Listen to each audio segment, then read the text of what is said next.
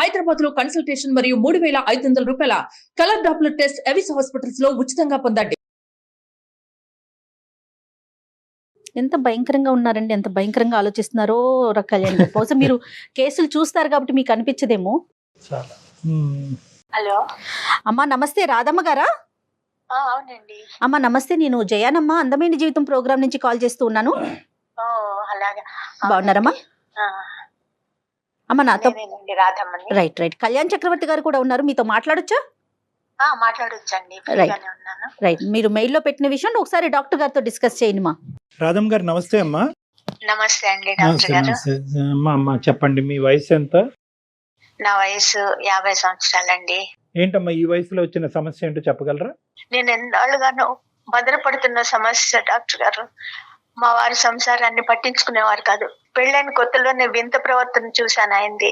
పెద్దలు చేసిన పెళ్ళే? పెద్దలు చేసిన పెళ్ళే అండి. పిల్లలు ఎంతమంది అమ్మా? పిల్లలు 3 అండి. 2 ఆడపిల్లలు, 1 బాబు. ఏం చేస్తుంటారమ్మా అతను? ఏం చేసేవారు, ఏం చేస్తుంటారు? ఆయన ఏం చేయరండి, ఎందుకంటే ఆయన్ని దత్తు తీసుకున్న తల్లి చాలా ఆస్తి ఇచ్చిపోయింది. 4-5 కోట్లు ఇచ్చింది. 1 కోటి రూపాయలు వడ్డీకి తిప్పుకుంటాడు. ఆ డబ్బు మీదే విలాసాలు సరదాలు తీర్చుకుంటాడు. మా పట్ల ప్రేమ అనేది చూపించడు. పిల్లలు సెటిల్ అయిపోయారమ్మా, చదువుతున్నారా? ఎలా ఉన్నారు పిల్లలు? ఏంటి వాళ్ళ పరిస్థితి? పిల్లలు 3 డిగ్రీలు తీసుకున్నారండి. 2 పాపలు జాబ్ చేస్తున్నారు. పిల్లవాడికి ఇంకా ముందు చదువులకి డబ్బు ఇవ్వనంటాడు. అసలు సమస్య ఏంటంటే అతను ముందే మాకు కొన్ని షరతులు పెట్టాడు. ఏమంటే తనేమన్నా పడి ఉండాలి, తన మాటకి ఎదురు తిరగకూడదు. పిల్లలు కూడా ఆఖరికి నౌకర్ని పెట్టడు, తనేం చెప్తే అది చెయ్యాలి అంటూ కొన్ని షరతులు పెట్టాడండి. నేను అన్నిటికీ పిల్లల భవిష్యత్తు కోసం ఒప్పుకునే ఉన్నాను ఇప్పటి వరకు. తనకు ఆర్థిక బలం ఉంది, అంగబలం ఉంది, అది చూసుకుని ఈ వీరుడు. అది కాక పురుషుడు పులి అనుకున్నాడు.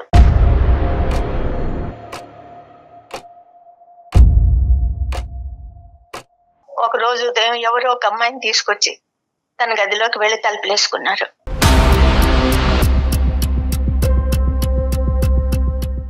ఎవరి అమ్మాయి? ఎంత వయసు? ఎక్కడ అమ్మాయి? ఎవరో చిన్న అమ్మాయి అండి. అది 5 గంటల తర్వాత బయటకు వచ్చారు. బయటకు వచ్చి వడ్డించమన్నాడు. సరే వడ్డించాను. ఆ అమ్మాయి చేతులు కడుక్కుని లోపలికి వెళ్ళిపోయింది తినేసి. ఆయన చేతులు కడుక్కుంటుండగా అడిగాను, ఎవరు ఈ అమ్మాయి అని. అంటే చెప్పాడనమాట, ఒక పేద పిల్ల, వెనక ముందు ఎవరూ లేరు, చిన్నప్పుడే పెళ్లి చేశారు, భర్త అప్రయోజకుడు, అమాయకుడు, ఈమెను ఒంటరి దాన్ని చేసి వెళ్ళిపోయాడు, ఎక్కడికో వెళ్ళిపోయాడు వదిలేసి. ఆ అమ్మాయిని ఆదరించడానికే మన ఇంటికి తీసుకొచ్చాను. ఆ అమ్మాయి ప్రాధేయపడింది ఆదరించమని, అందుకని ఇంటికి తీసుకొచ్చాను, ఇక్కడే ఉంటుంది అని చెప్పి వెంటనే తను కూడా గదిలోకి వెళ్ళిపోయాడండి.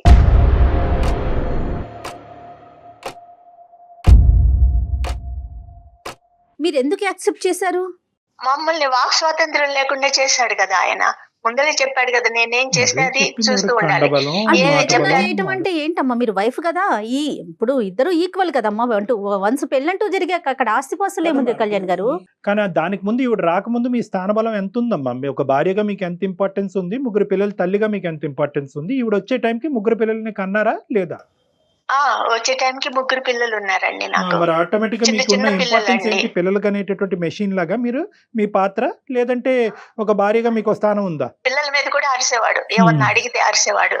నేనేమన్నా మాట్లాడినా నోరు మూసుకో అని చెప్పేవాడు. 3 పిల్లల్ని కానీ మీకు దిగ్గొట్టాడు మీ నెత్తి మీద మాట్లాడకుండా. అంతే అండి, అలాగే చేశాడు. మీరేమన్నా చదువుకున్నారమ్మా? నేను డిగ్రీ చేశానండి. ఏం లాభం? అన్ని చేసి వంటింటి కుందేళ్ళని అయిపోయాను, ఇంటికి పని మనిషిని అయిపోయాను, ఒక జైలుకి పరిమితం అయిపోయింది నా బ్రతుకు.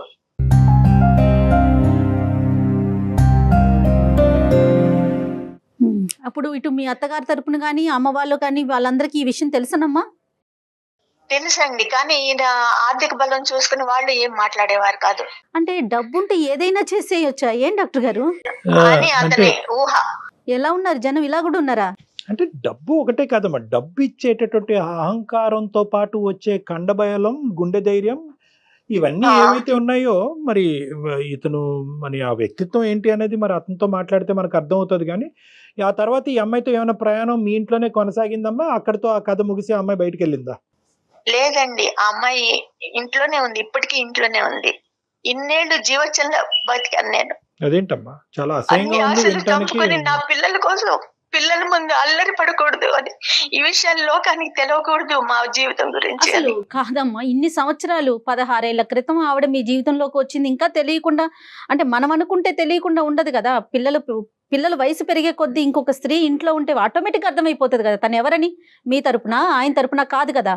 సరే పిల్లలు కూడా అడిగేవారండి, మరి ఏంటమ్మా ఏంటిది, అడగరు? ఎన్నాళ్ళు, అసలు ఆమె ఎవరు అని. పిల్లలు ఏం అడిగేవారు అనేది పక్కన పెట్టండి. వాళ్ళు చాలా చంటి పిల్లలు, అప్పుడే 1, 2, 3 ఇయర్స్ అంతే మాక్సిమం ఈవిడ ఎంటర్ అయ్యే టైంకి. మీరేం ప్రశ్నించారు? బంధువలం లేదండి నాకు, అవకాశం లేదు ఆవిడకి. నా అవకాశం లేదు. ఎందుకంటే నా పేరెంట్స్ చచ్చిపోయారు. అన్న వదినలు, అక్క చెల్లెళ్ళు వీళ్ళు కూడా ఇదొక భారంగా భావించేవారు. ఎప్పుడన్నా వెళ్తే కూడా ఇంకా వాళ్ళకి చులకనవ్వకూడదని నేను వచ్చేసాను అనమాట. Correct. వెళ్లేదాన్ని కాదు Right. కాబట్టి నాకు అసలు బంధుబలం కూడా లేదు. సరే, మీరు ఒక బంధుబలం లేదు, సహసహకారాలు లేవు, మీరు అడిగేటటువంటి ప్రశ్నలు అతని దగ్గర నుంచి వచ్చిన జవాబు ఏంటమ్మా?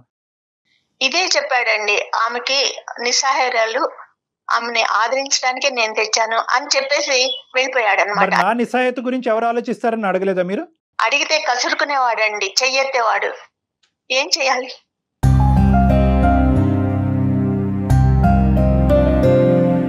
రాదమ్మా, ఇప్పుడు ఆ వ్యక్తి ఎవరైతే కనుక మీతో పాటు వచ్చి 16 సంవత్సరాల పాటు మీ ఇంట్లో ఒక మనిషిగా మీ స్థానానికంటే బలమైనటువంటి స్థానం తీసుకున్నటువంటి ఆ గొప్ప స్త్రీ ఎవరైతే ఉందో ఆవిడ నిజంగా మొదటి నుంచి నిస్సహాయరాలా, లేదంటే ఇక్కడికి వచ్చిన తర్వాత కుటుంబ సభ్యులందరూ కూడా బాయ్కాట్ చేశారా? అసలు ఆవిడ కథ ఏంటి బ్యాక్గ్రౌండ్ లో? ఆవిడకి పెళ్లి చేశారండి, చిన్నప్పుడే పెళ్లి చేశారట. ఆ భర్త అమాయకుడు అంట. అతను సరే చెప్పండి. అప్రయోజకుడంట. అందుకని అసలు వీళ్ళే కొట్టి కొట్టి ఇద్దరు కలిసి, మా ఆయన ఆవిడ కలిసి అది పరిస్థితి. కొట్టి కొట్టి వెళ్ళిపోయేటట్టు చేశారు అతన్ని. రైట్. అంతేగాని అతను వదిలి వెళ్ళిపోలేదు. సో ఇదంతా కూడా నిస్సహాయాలు, నేను దాన ధర్మాలు చేసేటటువంటి గొప్ప గుణం ఉన్న వ్యక్తిని ఒక హ్యుమానిటేరియన్ గ్రౌండ్స్ లో తీసుకొచ్చి కాపాడాననేది ఒక కట్టుకథ మాత్రమే. కట్టు కథ మాత్రమే అనిపిస్తుంది నాకు. అట్లా కావాలనే తీసుకొచ్చాడు అనిపిస్తుంది. రైట్. ఓకే. కానీ ఇదంతా నాకు గుండె కోత కదండి. ధైర్యం చేసి మేము ముందుకు వచ్చాను ఈ సమస్యను తీసుకుని.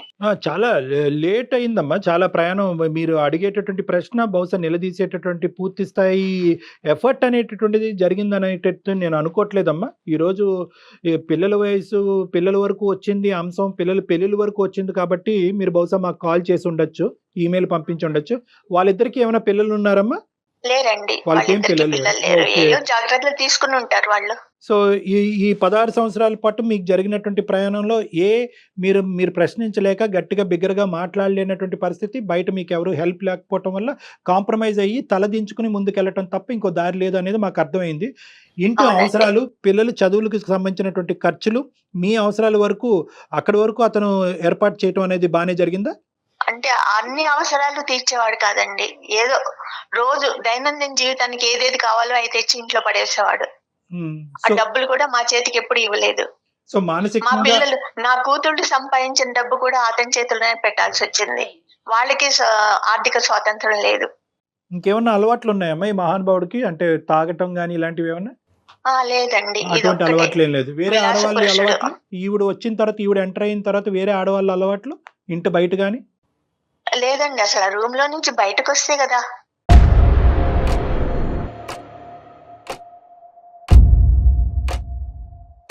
కాదు కళ్యాణి గారు, సంవత్సరాలు గడిచిపోయినాయి. ఇప్పుడు వరకు ప్రశ్నించినటువంటి రాధమ్మ గారు ఈ రోజు మాకెందుకు ఈమెయిల్ పంపించారు? అది నేను ఎప్పటికైనా దీనికి సొల్యూషన్ ఉంటుంది మీ దగ్గర అని. రాధమ్మ గారు ఆలోచన కరెక్టే, మీ మాటకు అడ్డొస్తున్నాను. కానీ ఏంటంటే టైం ఇస్ ద ఎసెన్స్ అమ్మ. బహుశా ఇదేంటంటే చాలా లేట్ అయింది, అయినా కానీ మన వంతు ప్రయత్నం మనం చేద్దాం. పిల్లల్ని కనేసాను కాబట్టి నేను తలదించుకుని ముందుకెళ్ళటం తప్ప ఇంకో దారి లేదు అని చెప్పి స్టార్టింగ్ లో మీరు వెనకడుగు చేశారు చూడండి, అదే ఈ రోజు మీ మెడ చుట్టుకుంది. పిల్లల మీద ప్రేమ చూపించడండి. నా మీద ప్రేమ అసలు ఎప్పుడో పోయింది, అసలు లేదు ప్రేమ. ఏదో వాడుకున్నాడు తప్ప. ఇప్పుడు ఈ ప్రేమనంతా ఆమెకి ఇస్తుంటే నాకు ఎంత కంటకింపుగా ఉంటుంది. పిల్లలు ఏమైపోతున్నారు, పిల్లలు పెరిగారే, వాళ్ళకి పెళ్లిళ్ళు చెయ్యాలి అనే ఆ ఆలోచన కూడా లేదు ఆ మనిషికి. ఓకే. ఇప్పుడు అతనికి ఆలోచన లేదు, అక్కడ ఉన్నటువంటి ఆమెకు సిగ్గు లేదు, మనకు అర్థమవుతుంది. కానీ ఏంటంటే ఈ రోజు అతనితో మాట్లాడటం ఇంపార్టెంటా, ఆవిడతో మాట్లాడటం ఇంపార్టెంటా? మనం అతనితోనే మాట్లాడాలండి. ఆవిడెవరు? ఆవిడ థర్డ్ పర్సనే. కానీ ఈ రోజు ప్రైమరీ పర్సన్ అయిపోయింది, ఇంపార్టెంట్ పర్సన్ అయిపోయింది. మీకంటే బలమైనటువంటి స్థానంలో నిలబడి ఇంటినే శాసించే కెపాసిటీలో ఉంది. ఆవిడ థర్డ్ పర్సన్ కావద్దు, ఆవిడ ఫస్ట్ పర్సన్. సరే, ఆవిడ పక్కన పెడదాం. మీ అబ్బాయి ఏమంటున్నాడు? ఎందుకంటే తండ్రి తర్వాత స్థానం ఆ అబ్బాయిదే కాబట్టి ఆ అబ్బాయి ఈ మనిషిని నిలదీసే కెపాసిటీలో లేదా? ఇంకా అబ్బాయి ఏం చేస్తాడండి, ఏమన్నా కొంచెం ఎదురు తిరిగాడంటే కొట్టడం, లేకపోతే 2-3 రోజుల దాకా వాళ్ళకి పనిష్మెంట్. ఇప్పుడు మా ద్వారా మేము ఒక సలహా సూచన ఇవ్వటం ద్వారా ఈవిడ్ని ఇంట్లోంచి బయటకు పంపించటం అనేటటువంటిది ఎంతవరకు సాధ్యపడుతుంది అని మీరు అనుకుని మాకు చేశారమ్మా. అది సాధ్యమా అసాధ్యమా? నెంబర్ 1. నెంబర్ 2 ఏంటంటే ఈరోజు ఆవిడని అక్కడే ఉంచండి అని మేమైతే మా నోటితో మేము చెప్పలేము. ఎవరైనా కూడా, ప్రపంచంలో ఎవరైనా కూడా ఇది ఇల్లీగల్, ఇదేంటంటే మనం అందరం ఖండిస్తాం. ఓకే. సుప్రీంకోర్టు ఈ సెక్షన్ తీసేసి పెళ్లి కాకపోతే పెళ్లి అయిందమ్మా, వాళ్ళు పెళ్లి చేసుకున్నారా అమ్మా? చేసుకోలేదండి, తెచ్చి ఉంచుకున్నాడు అంతే. తెచ్చి ఉంచుకున్నాడు కాబట్టి ఒకసారి ఆయనతో మాట్లాడే ప్రయత్నం చేద్దామమ్మా. అంటే మీ ఎక్స్పెక్టేషన్ ఏంటంటే, ఒకటమ్మా, మేము అతనితో మాట్లాడే ముందు మీ ఎక్స్పెక్టేషన్ మాకు క్లియర్ కట్ గా కావాలి. ఈరోజు 16 సంవత్సరాల పాటు ఈ మొక్క పెద్ద మానయింది. ఓకే, దీన్ని తుంచటం అనేటటువంటిది అందమైన జీవితంలో ఉండే మా ఇద్దరికి సాధ్యపడుతుందా లేదా? నెంబర్ 1. నెంబర్ 2, అది కాదండి నా ఉద్దేశం.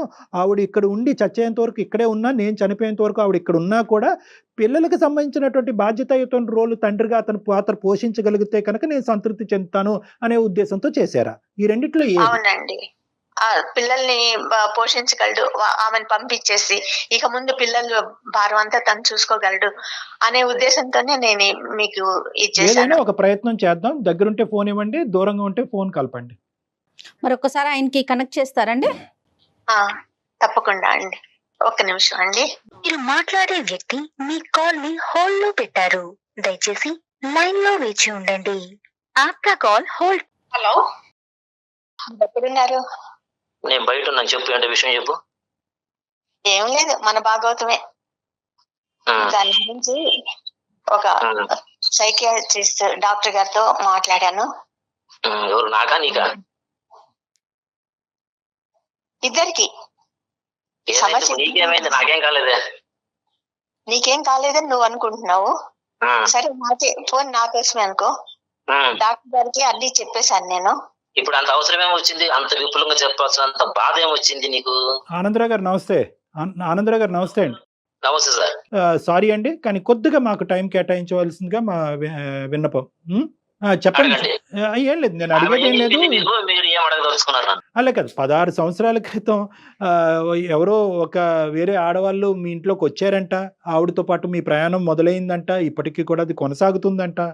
దానివల్ల ఏంటంటే ఈవిడికి లభించవలసినటువంటి స్వేచ్ఛ అవనియండి, ఆనందం అవనియండి, జీవితం అవనియండి, ఆవిడకి లభించలేదంట. దాంతోపాటు పిల్లలు కూడా సఫర్ అయ్యారంట. 3 పిల్లలు, వయసు వచ్చినటువంటి పిల్లలు. బాబు ఎంఎస్ చేయడానికి బయటకు వెళ్ళాలి అంటే కనుక దాని మీద మీరు పూర్తి స్థాయి సహకారం అందించట్లేదంట. ఆడపిల్లలు, పెళ్ళయ్యేటటువంటి ఆడపిల్లలు ఈ వయసుకు వచ్చి వాళ్ళు సంపాదిస్తే కనుక ఆ సంపాదన మీద కూడా మీరు డిపెండ్ అవటం జరుగుతుంది, ప్లస్ వాళ్ళకి పెళ్లిళ్ళు చూడటం జరగట్లేదంట. సో ఇది సారాంశం. మీరేం చెప్పాలనుకుంటున్నారు ఆనందరావు గారు? సార్, ఇక్కడ విషయం ఏంటంటే వినండి. ఇప్పుడు ఒక ఆమె అంటే ఏమి సోర్స్ లేని టైంలో ఎవరు లేరు ఆమెకి, ఏదో నేను పక్కన ఉన్న పరిచయాలు కాబట్టి కొద్దిగా ఆ ఉద్దేశంతో నన్ను ఆశ్రయం అడిగింది. సార్, ఇలాగ ఉంది నా పరిస్థితి, కొంచెం మీరు దయచేసి ఏమనుకోకుండా మరి ఇలాగ నాకు ఆశ్రయం కల్పించగలరా అంటే, దాంట్లో ఏముందమ్మా, ఏ ఆడదైనా కానీ తప్పదు, మరి మనం ఆదుకోవాలి, ఇది భారతదేశం, ఇది భారతదేశంలో స్త్రీని గౌరవిస్తేనే బాగుంటుంది, కాబట్టి దానికి అభ్యంతరం, నీకు ఏం కావాలి నా నుంచి అంటే, ఇలాగ ఉంది సార్ పరిస్థితి, నాకు బయట నేను ఎక్కడ సంపాదించుకోలేను, నాకు ఏది లేదు కాబట్టి కొంచెం మీ దగ్గర ఉండగలుగుతానంటే. ఆవిడ ఎవరండి? రోడ్డు మీద అడుక్కున్న ఆవిడ కాదండి, ఇంటి అవతలండి. ఆమె భర్త వచ్చేసి కొంచెం మైల్డ్ గాను, తాగుబోతూ, కొద్దిగా చూసేవాడు కాదు, కొట్టేది, ఇట్లా హింస గురి అయ్యేది అనమాట. ఆమె కనిపించే మగాళ్ళందరినీ కూడా ఆవిడ ఇలాగే ఆదరణ అడుక్కుంటా ఉంటదా? ఇప్పుడు మనకి తెలిసిన వాళ్ళు ఉంటేనే అడుగుతారు. ఆవిడతో మీకు పూర్వపు పరిచయం ఉంది? పరిచయం అంటే పక్కింటి వాళ్ళు ఉన్నప్పుడు మాట్లాడతారు కదండి మామూలుగా. సరే, మీరు మాట్లాడారు. సరే, మేము ముందే ఖండించాలని అనుకోవట్లేదు, మీ వర్జన్ మీరు చెప్పండి. మీరు ఖండించినా ఖండించకపోయినా నేను చెప్పేది నా వర్షన్ ఒకటే. మేము ముందే మాట్లాడాలని అనుకోవట్లేదు, తర్వాత మాట్లాడతాం, ముందు మీరు చెప్పండి. అలాగే సార్. మీకు కొన్ని పదాలు నచ్చట్లేదు. అలా అడిగింది, తీసుకు వచ్చింది, నా ఇంట్లో ఉంటూ ఉంది. అయితే ఉంటుంది కాబట్టి దానికి ఆవిడ నా భార్య కూడా నాకు దానికి ఏం అడుగు చెప్పలేదు, ఇంతకాలం అయింది. ఈ రోజున మరి మీ ముందు తీసుకొచ్చి ఆ బాధను ఎందుకు వెళ్ళకపోతుందో అయితే నాకైతే తెలీదు. ఆవిడకి బుర్ర లేదు, మీకు బుర్ర ఉంది. ఇప్పుడు అది కాదు సార్, సారీ ఆనందరావు గారు, మీ మాటకు అడ్డొస్తున్నాను. ఇప్పుడు ఇక్కడ ఆవిడకి బుర్ర లేదు, ఆవిడకి బుర్ర పని చేయలేదు, ఇంతకాలం ఆవిడ ఒక డిప్రెషన్లో పాతుకుపోయింది, ఆవిడకి బుద్ధి లేదు. ఒక నిస్సాయ స్థితిలో ఉండేటటువంటి ఒక ఆడదాన్ని తీసుకొచ్చి మన ఇంట్లో కూర్చోపెట్టిగా ఆవిడ సహాయత ఇవ్వటం, ఆవిడకి ఒక జీవితాన్ని ఇవ్వటం వల్ల ఇక్కడ నా భార్య పొజిషన్ ఏంటి, నా పిల్లల పొజిషన్ ఏంటంటే మినిమం కామన్ సెన్స్ ఆ వయసులో ఉన్న మీకు లేదా? సార్ ఒక్క మాట చెప్తా వినండి. జీవితాన్ని ఇచ్చారు, ఆమెను తీసుకొచ్చి అంత జీవితాన్ని ఇవ్వడం అంటే ఏంటి? పెళ్ళన్నా చేసుకోవాలి, ఉంచుకోవాలన్నా ఉంచుకుంటే ఈ రెండిట్లో ఏదో ఒకటి జరిగితేనే జీవితాన్ని ఇచ్చినట్ల. ఆ జీవితాన్ని నేను ఆవిడకి ఇవ్వలేదు. ఆవిడికి కేవలం నేను గార్డియన్ టైప్ అంతవరకే ఉన్నాను. నా భార్య నా సొంతం. అది ఆమె ఆలోచించుకోకుండా మీకు వేరే విధంగా చెప్పడంలో మీరు వేరే విధంగా నన్ను క్వశ్చన్ చేశారు. అది తప్పు. గార్డియన్ అంటే ఒక రూమ్ లో ఉంటారా? అంటే అసలు గార్డియన్ అనేటటువంటి దానికి డెఫినేషన్ కూడా చెప్తే బాగుంటది ఆనందరావు గారు. నేను పోషిస్తున్నాను ఆమెని. మీరు పోషిస్తున్నారు అంతే. అంతవరకే. సరే సరే, కానీ వేరేవి ఏమీ లేవు. రెండవది పోతే పిల్లల్ని చూడడం లేదు మీరు, అది ఇది అంటారు. పిల్లల్ని ఎంతకాలం చూస్తామండి? చిన్నప్పుడు పుట్టినప్పటి నుంచి ఒక స్టేజ్ వచ్చేంత వరకు పెంచుతాము, చేస్తాము, స్కూల్కి తీసుకెళ్తాం, వస్తాము. ఇప్పుడు వాళ్ళు పెద్దవాళ్ళు అయ్యారు, ఒక డిగ్రీ చదువుతున్నారు. ఆ చదివే వయసులో వాళ్ళకి మనం తోడు అవసరం. వాళ్ళ దారిని వాళ్ళని వెళ్ళనివ్వాలి. మనము నువ్వు సైన్స్ తీసుకోవాలంటే నేను సోషల్ చదువుతాను అన్నప్పుడు వ్యతిరేకత వచ్చినప్పుడు పిల్లల మైండ్ ఎలా ఉంటుంది? అప్పుడు మనం వాళ్ళని తేలేం కదా. నేను అట్లా ఫ్రీగా వదిలేను. తప్పితే వాళ్ళని ఏదో నేను అందరిని కజ్జాలు పెట్టుకోవాలి, నా మాట వినాలి అని దురుద్దేశం ఎక్కడ లేదు. గార్డియన్ ఎప్పుడు గదిలో కూర్చొనే చేస్తాడా ఆమె పోషణ అంతా?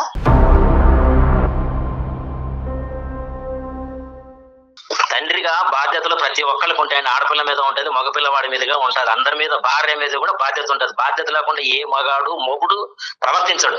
కాకపోతే వీళ్ళు అర్థం చేసుకునే విధానాలు వేరున్నాయి. ఆమె బాధ్యత లేదు, పిల్లల్ని చదివించలేదు అనేసి. నేను చిన్నప్పటి నుంచి మరి ఎవరు కట్టారండి ఫీజులు? వాళ్ళని బాగా నూరు పోసింది వాళ్ళ మెదడులోకి. నాన్నిట్లా అని ఆయన చెప్పేదంతా డ్రామా.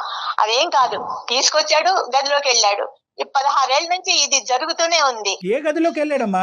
ఏ గదిలోకి వెళ్ళాడు? ఎవరు గదిలోకి వెళ్ళాడు? ఏం చేశాడు ఆ గదిలో? మా మాస్టర్ బెడ్రూమ్ లోకి వెళ్ళాడండి. ఇవాళ వరకు నేను ఆ రూమ్ లో అడుగు పెట్టలేదు. ఈ అమాయకత్వమే కదా తల్లి ఇక్కడ దాకా తీసుకొచ్చింది. ఆనందరావు గారు, గార్డియన్షిప్ అంటే మాస్టర్ బెడ్రూమ్ లో ఈవిని బయటకు నెట్టేసి ఆవిడతో పాటు ఉండటాన్ని గార్డియన్షిప్ అంటారా? ఏమో, నాకు ఫస్ట్ టైం ఈ గార్డియన్షిప్ యొక్క మీనింగ్ తెలిసింది ఇంతకాలం నేను 20 సంవత్సరాలు చదువుకున్న తర్వాత. సార్ ఇప్పుడు ఆమె ఒక మాట ఉపయోగించింది, డ్రామా అని. మరి అది కూడా తలుపేసుకుని కూర్చుంది కూడా డ్రామా అవ్వచ్చు కదా. డ్రామా సంగతి పక్కన పెట్టండి. ఈ బెడ్రూమ్ లో వేరే స్త్రీకి అసలు స్థానం ఎందుకు? ఆవిడ ఉండవలసినటువంటి అవసరం ఏముంది? నిరాశ్రయాలైనటువంటి ఒక స్త్రీకి బెడ్రూమ్ లోకి తీసుకొస్తేనే ఆశ్రయమా? ఇప్పుడు బెడ్రూమ్ అంటే వేరే రూమ్ మనం కట్టించలేం కదా సార్. అందుకని భార్య ఉండాల్సిన ప్లేస్ లో ఎవరినో తీసుకొస్తానంటారు ఏంటంటే బాబు మీరు? ఆవిడ మీ బెడ్రూమ్ లో పెట్టి ఈవిని బాత్రూమ్ ఇచ్చారు ఈవిడికి? నేను బాత్రూమ్ ఎవరికి ఇవ్వనట్లా. ఒక భర్తగా ఆ పని చేయను కదా. మరి ఏం చేశారు? హింసించకూడదు. మరి ఏం చేశారు? మొదటి ప్రిఫరెన్స్ భార్యకే ఇస్తారు. ఏ భర్త అయినా కానీ, ఎంత తాగుబోతైనా, ఎంత వ్యభిచారి అయినా కానీ, ఎంత తిరుగుబోతైనా కానీ, కట్టుకున్న పిల్లానికి ఇచ్చిన తర్వాత రెండో వాళ్ళు ఎవరున్నా కానీ వాళ్ళకి మనము కొంతవరకు న్యాయం చేయాల్సి వస్తుంది. ఫస్ట్ న్యాయం ఎవరు చేస్తాము? భార్య, పిల్లలు చేస్తాము. కానీ వీళ్ళు ఇది అర్థం చేసుకోకుండా ఒక ముసుగు అని మీకేదో చెప్పేశారు. ఒకటి ఆనందరావు గారు, మాకేదో చెప్పేస్తే మేము నమ్మేయటానికి మేమేమి ఇక్కడ చెవులో పువ్వులు పెట్టుకోలేదు. మేము చెప్పేది ఒకటే అంశం, భార్యకి బెడ్రూమ్ లో ఇవ్వనటువంటి స్థానం వేరే స్త్రీకి ఎందుకు ఇచ్చారు? దాన్ని మీరు కూడా ఒప్పుకుంటున్నారు కదా? కాదండి, ఆవిడ బయట ఉంది, ఈవిడ బెడ్రూమ్ లో ఉందన్నది మీరు ఒప్పుకుంటున్నారా లేదా? స్త్రీని బెడ్రూమ్ లోకి తీసుకెళ్తారా? ఇదేం సంస్కృతి అండి బాబు? తీసుకెళ్తాం కాదు, 16 సంవత్సరాల పాటు అక్కడే ఉంచారు. పిల్లలతో పాటు ఉంచొచ్చు కదా, ఇంకా వేరే రూమ్ లేదా? మేడం, ఈమెని వేరే రూము, ఆమెని వేరే రూమ్ లోనే పెట్టాము. ఇద్దరికి రూమ్లే ఉన్నాయి. ఎవరు బయట హాల్లో పడుకోవట్లేదు. ఈవిడ నేను బయట ఉన్నానంటే ఇంటి బయట ఉందా లేకపోతే ఎక్కడుంది? దానికి రావాలి కదా. మాస్టర్ బెడ్రూమ్ లో పెట్టినాము అని అంటున్నారు. ఆనందరావు గారు, మీ ఇంట్లో ఎన్ని రూమ్స్ ఉన్నాయి, ఏ రూమ్స్ లో ఎంతమంది ఆడవాళ్ళు ఉన్నారన్నది మాకు అక్కర్లేదు ఆ లెక్క. గానీ మేమేం జనాభా లెక్కలు రాసుకునే వాళ్ళం కాదు. ఇక్కడ ఆవిడతో ఎవరైతే ఈ సో కాల్డ్ గార్డియన్ అనేటటువంటి ఆడపిల్లతో మీరు జాలి చూపించి ఇప్పటి వరకు మీరు ప్రయాణం చేసినటువంటి ఆడపిల్లతో మీకు ఎటువంటి సంబంధం ఉంది అనేది క్లియర్ కట్ గా చెప్పేసేయండి. అది తప్పు. అలా పరాయి ఆడదాని మీద నిందలు వేయడం చాలా తప్పు. అబ్బబ్బబ్బబ్బ, వద్దులేండి, ఇప్పుడు మేము అంత నేను పాపం ఒక- చేయం నేను కానీ ఒక- 16 ఏళ్ల నుంచి మమ్మల్ని ఏం చూడలేదండి ఆయన. పిల్లలకి తండ్రి ప్రేమ దక్కిందా? నాకు భర్త ప్రేమ దక్కిందా?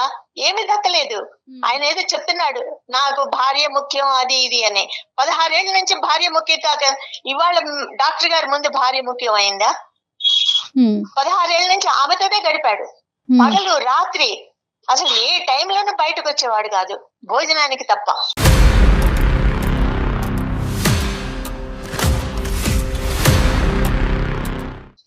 అమ్మ అటువంటి వాడికి భార్య ముఖ్యము, పిల్లలు ముఖ్యము అంటే ఇవాళ నమ్ముతానా నేను? ఏమి లేదండి, ఇదన్నీ కట్టుకథలు. ఆమెతోనే ఆమె ఇంట్లో ఉంటే మేము ఇంట్లో ఉండలేము, మేము ఉండాలి ఇంట్లో, అంతే.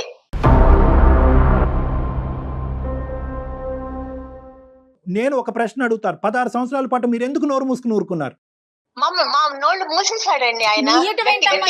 తీసుకొచ్చి ఇంట్లో పెట్టుకుంటే ఆయన మూయటం ఏంటమ్మా?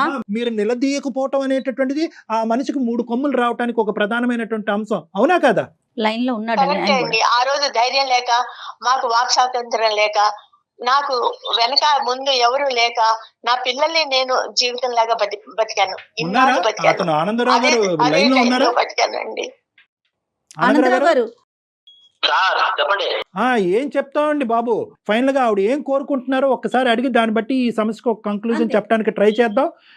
ఏమ్మా, ఏం కోరుకుంటున్నారు తల్లి మీరు? నేను ఒకటే కోరుకుంటున్నానండి, పిల్లలు పెద్దవాళ్ళు అయ్యారు, వాళ్ళకి పెళ్లిళ్ళు అయితే ఈ కంపంతా బయట వాళ్ళు కూడా చూస్తారని నాకు లోపల బాధగా ఉంది. అది ఎవరికి తెలియకూడదు అనుకుంటే ఆ అమ్మాయిని పంపించేయండి. ఉంటే ఆ అమ్మాయి ఉండాలి, లేకపోతే మేము ఉండాలి. ఆ అమ్మాయిని పంపించిన పరిస్థితిలో నేను నా పిల్లల్ని తీసుకుని బయటకు వెళ్ళిపోతాను.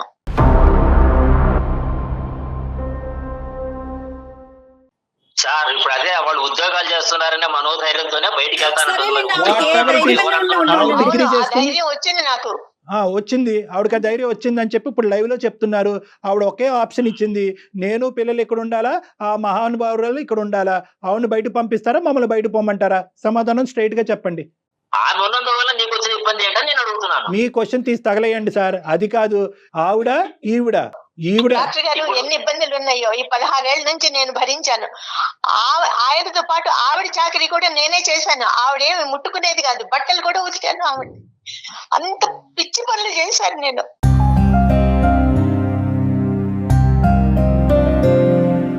నేను నా పిల్లల్ని తీసుకుని బయటకు వెళ్ళిపోతాను, అంతే. తను ఏం చేసుకుంటాడు చెయ్యి. ఆనందరావు గారు, మీకు ఒక నమస్కారం అండి. మీలాంటి సంస్కారవంతుల్ని ఇంతవరకు మా జీవితంలో చూడలేదండి. చాలా ధన్యవాదాలు లైన్ లోకి వచ్చినందుకు. నమస్కారం. మంచిదండి, మంచిది. అంతే అంతే, క్షమించండి మేము మాట్లాడినందుకు మీతో.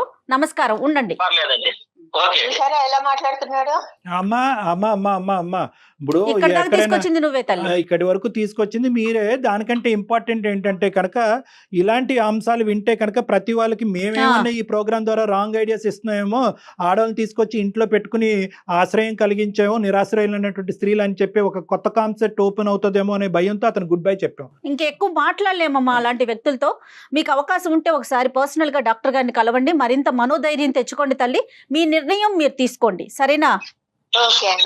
ప్రతి అడుగు ఆలోచనతో తీసుకోవాలి, ఇమోషన్తో కాదు. ఇప్పుడు ఆ మనిషి మళ్ళీ మీ దగ్గరికి వస్తాడు, 3 పిల్లల్ని తీసుకుని నువ్వు బయటకు ఎలా బతుకుతావు అని చెప్పి మీరు జాగ్రత్తగా గుర్తుపెట్టుకోవాలి. పిల్లలు చిన్నగా ఉన్నప్పుడు వాళ్ళు మీ మీద డిపెండ్ అయినప్పుడు బహుశా అతను చెప్పినటువంటి కాన్సెప్ట్ రైట్ ఏమో, బహుశా అదే కాన్సెప్ట్ వల్ల చాలా మంది ఆడవాళ్ళు అలాగా దహించుకుపోతున్నారు. కానీ ఇప్పుడు పిల్లలు నీ వెంట ఉన్నారు అనేటటువంటి మనోధైర్యం, పిల్లలు మిమ్మల్ని కాపాడుతారు అనే ధైర్యం మీకు ఉంటే కనుక ఇక్కడ ఇమోషన్తో కాదు లాజిక్తో నిర్ణయం తీసుకోండి. ప్రతి నిర్ణయంలో ఒక ప్రొఫెషనల్ యొక్క హెల్ప్ ఉండాలి. అది నాలాంటి సైకాట్రిస్ట్ అన్న అవ్వచ్చు, లేదంటే ఒక లీగల్ హెల్ప్ అయినా అయి ఉండొచ్చు. ఆ విధంగా మీరు ఖచ్చితమైనటువంటి ఒక మార్గాన్ని నిర్ణయించుకుని ముందుకెళ్ళేటటువంటి ప్రయత్నం చేయండి. రైట్ అమ్మా.